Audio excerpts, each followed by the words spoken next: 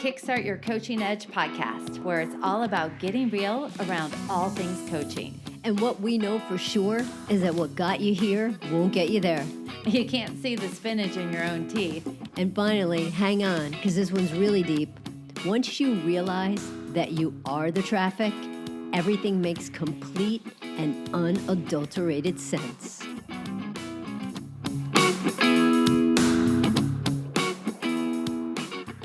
You ready for something a little trippy, Kiara? Yeah. So your relationship with yourself. Like, are you talking about me? No, in general, your relationship with yourself is your thoughts about your relationship with yourself. I gotta say that again. Okay, so your relationship with yourself is all about the thoughts about your relationship with yourself. Absolutely 100%. Right? So we're going to break it down with a little TFAR, right? Your thoughts create your feelings create your actions create your results. And the interesting thing is nothing exists outside of your current thought. So what I mean by that is your past is non-existent. Your thoughts about your past create your experience with the past. Your thoughts about who you are create the relationship with who you are. So if you are somebody who has the thought, I can do hard things, it may create a feeling of motivation or desire or determination. And then from there, you're going to do some actions, right? So you're going to, submit the form, have the conversation, you're going to apply for the job, whatever the hard thing is. And then your result is going to be that you can do hard things. Now, if you have a completely different thought about yourself, that thought, and let's just say it's like, no one wants to hear my point of view. Well, then if you think no one wants to hear your point of view, what kind of feeling is that going to create for you? Insecure, not confident, things like that. And then when you're feeling insecure because you have the thought, nobody wants to hear my point of view, your actions are going to be things like clam up, withdraw from the conversation. Karen likes clam up. Clam up. Clam up. You're going to clam up. You're going to withdraw from the conversation and you're not going to share your point of view. And you're also not going to be heard and be able to speak out loud. And the result is you don't even hear your point of view. All of that creates your relationship with yourself. How you see yourself, how you think about yourself determines the quality of relationship and self-love that you have for yourself. I think you're spot on, Jen. And what happens is again and again and again, we have a story, right? And people have stories. And what happens is they tell themselves those stories again and again and again and again. And I'm not saying that shitty things don't happen to people. But the thing is that how you feel about yourself now doesn't have to equate to something that has happened X amount of years ago. So what are the thoughts that you want to have now versus the baggage and all the things that you're carrying with you? Because the old thoughts, if you think about it, if you think about the thoughts, they don't work. Right. They don't. But you're so conditioned and so programmed to have them be that thought. They haven't even thought about just changing the thought because the story so often for people becomes who they are. And it's just like, why would you do that if it's not working?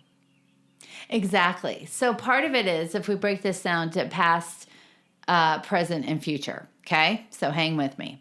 So let's say that we are holding on to a story of something that has happened in the past, and the thought about it is creating guilt, disappointment, frustration, anger, sadness, whatever. And from there, because it doesn't even exist now, the past is over, but our thought is keeping the past alive, right? How well is that serving us? So it's not about rewriting a story in terms of turn that frown upside down, don't live in reality. But if you could have a different thought about the past, it could change your whole relationship with what actually happened. Because the truth is, we may have consequences of actions that have happened from the past. We don't live in the same city. We have less money in the bank account. I'm just, thinking of some of those things. But the reality is if that brings up emotional pain, it's the thoughts about it that are creating the pain today. Now, if we look in the present, I know I'm getting a little trippy. If we look in the present of where things are, it's your thinking about right now. It's what are you creating for yourself right now? The future and using the future to help you is about saying, who do I want to be? And what would that person who does X, Y, and Z or is X, Y, and Z, what decisions would they make now? So you can use the thoughts about your future to create energy for right now. If you use your thoughts about the past, it could actually hold you back depending on what your story is. Yeah, it's funny. It just made me think of what is your story, right? Is it a comedy? Is it a horror? And those are that's right there. Like, what do you want your future story to be? If you're bringing a horror story with you all along, like you're going to be scared all the time. Right? But if you think about, okay, great, I want, the rest of my life to be some mellow romance novel, or, I want it to be funny. I want to write a comedy. So you have one, that's that right here, Jen, this, I don't know if you want to say it's tweetable, not tweetable, but I think it might be tweetable. It's, you have 100% control over your thoughts. And I think that's the only thing that you really have 100% total control over. Are they working for you or are they not? Are they getting you closer to what you want or further away? And if you don't like the thoughts, change them. And like we talked about last week, it's not going to happen overnight. It really takes you to zoom out, get in that helicopter, start to think about what it is that you're thinking, and then decide, are they working for you or are they working against you? Do you want the friggin' Amityville Horror as your story? Or I can't think of it. I was going to say, or Silence of the Lambs. But no, that's not it. I just like that movie. Or do you want Finding Nemo? So what's that story that's going to make you feel in a way that's feeling good about yourself? Right. It's interesting. I'll give a silly example. The other day, I don't know, you said something to me and I got defensive. And the topic doesn't matter. It was something minor. And it was interesting because I felt myself kind of like, yeah, but the reason I did that or blah, blah, blah, just that whole thing about you wanted to share something with me. I got a little bit defensive.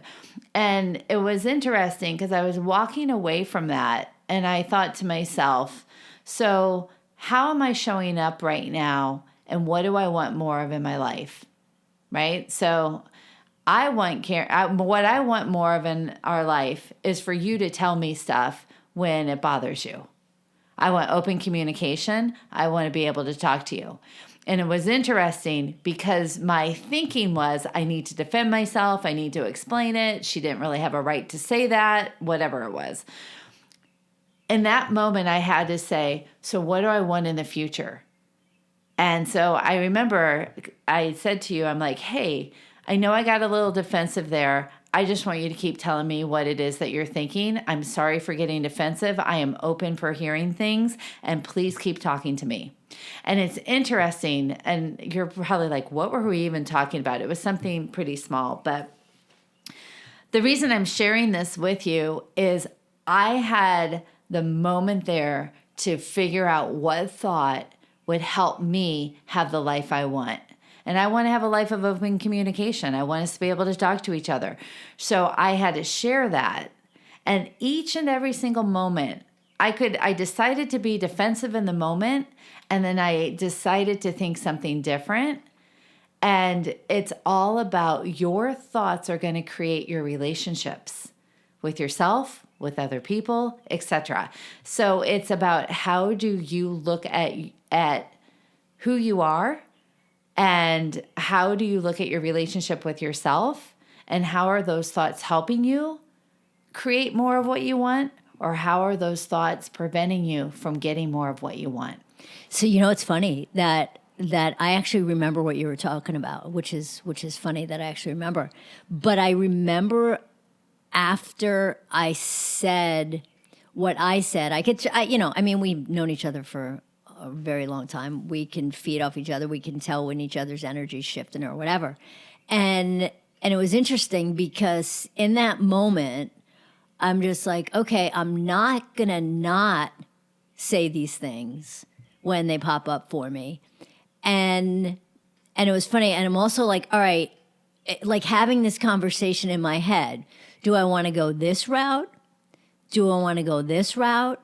Or knowing you as well as I know you, the route that I chose was let Jen play this through in her head, because I know we're going to talk about it later. You don't know me.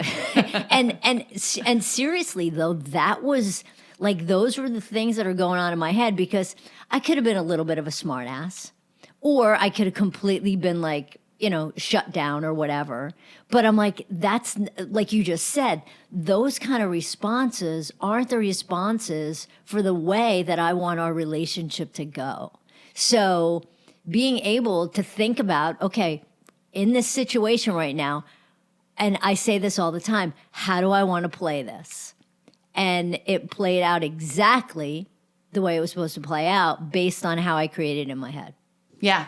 It's interesting though, but it was literally, I had to make that conscious decision about what is the thought that's going to help us have the relationship that I love about us. I love that we talk about stuff. I don't love that I get defensive, right? And I also know if I get defensive too much, at some point, Karen may stop talking, right? Okay. And vice versa, right? This isn't just a one-way thing. This is just our dynamic.